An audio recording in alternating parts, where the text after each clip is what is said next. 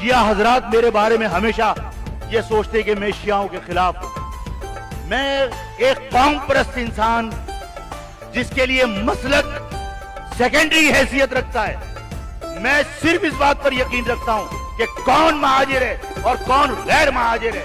جب آفاق مہاجر بنیاد پر اپنی قوم کو متحد کرنا چاہتا ہو تو کیا سیکٹیرین بنیاد پر، مسلک کی بنیاد پر آفاق کبھی کسی تقسیم کی حمایت کرے گا؟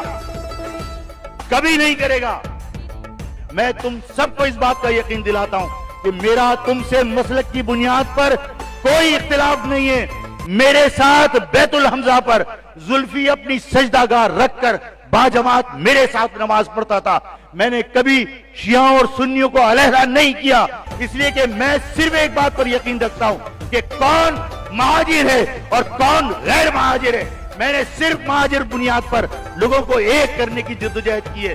آج کے بعد میں یہ بات اس لیے نہیں کہہ رہا کہ یہ الیکشن کا وقت ہے تو آفاق وضاحت کرے، مت دینا آفاق کو ووٹ، لیکن خدا کے واسطے اپنے دلوں سے کدورت نکال کر مہاجر قوم کو ایک کرنے کی میری اس جدوجہد میں میرے ساتھ کھڑے ہو جاؤ، اس لیے کہ شیعہ کمیونٹی کا رول ہر تحریک میں بہت امپورٹنٹ رہا ہے، بہت امپورٹنٹ رہا ہے۔ اے پی ایم ایس او سے لے کر آج تک شیعہ کمیونٹی کا رول بہت امپورٹنٹ رہا ہے۔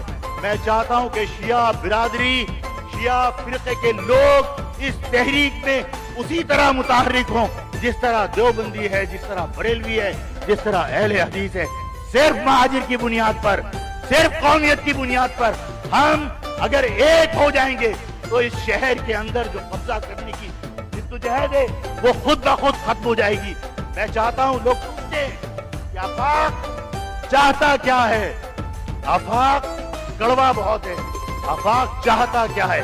آفاق صرف یہ چاہتا ہے کہ جس طرح جو چیز پنجاب کی ہے وہ پنجاب کی ہے، اسی طرح جو چیز سندھ کی ہے وہ سندھ کی ہے۔